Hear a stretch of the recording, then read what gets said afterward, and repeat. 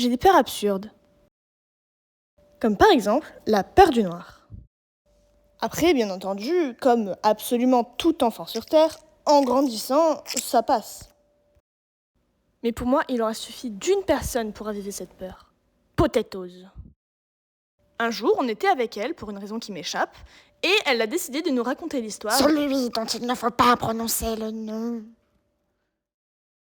Bon, en vrai, j'abuse, elle est connue cette histoire. C'est celle de Momo.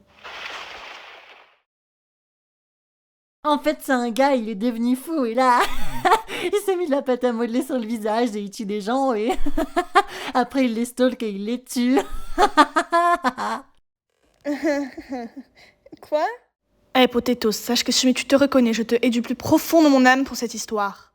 Parce qu'après ça, j'ai commencé à le voir absolument partout où il y avait de l'ombre. Bon, ça a fini par passer avec le temps.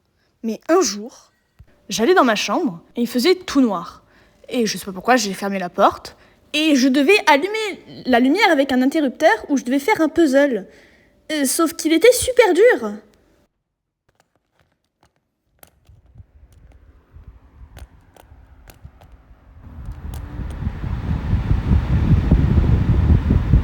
Je t'attendais, j'en ai profité pour allumer le radiateur électrique.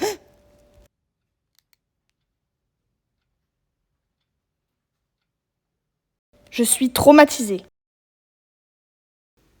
Bon, par contre, pourquoi un radiateur électrique?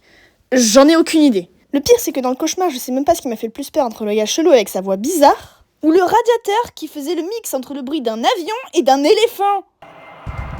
Le truc allait exploser, tout simplement. Et c'est même pas ma peur la plus absurde.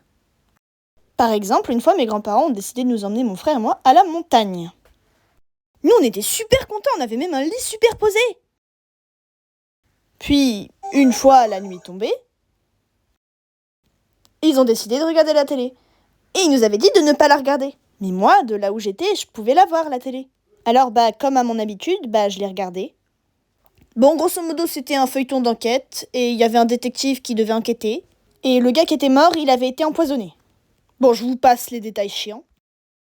Mais en gros, le tueur, c'était un psychopathe qui avait inséré du poison à l'aide d'une seringue. Je vous laisse deviner où. Vous voyez cette espèce d'endroit bizarre, là, entre les doigts? Eh bien, c'est exactement la même chose, mais sur tes pieds, en fait. Voilà, j'ai pas dormi de la nuit, bien entendu.